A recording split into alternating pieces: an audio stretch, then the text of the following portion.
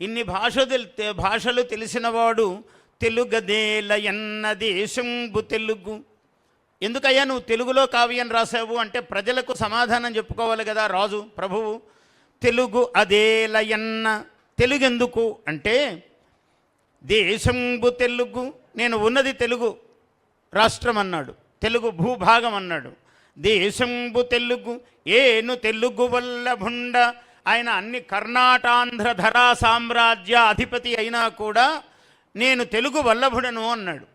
తెలుగు మీద ఎంత ప్రీతో చూడండి. ఏను తెలుగు వల్లభుండ తెలుగు కండ ఎల్ల నృపులు కొలువ ఎరుగవే బాసాడి.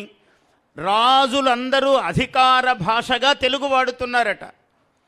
ఎల్ల నృపులు కొలువ సేవింపగా ఎరుగవే బాసాడి, దేశ భాషలందు తెలుగు లెస్స అన్నాడు. ఇంత సుందరమైన భాష ఇంకొకటి లేదన్నాడు.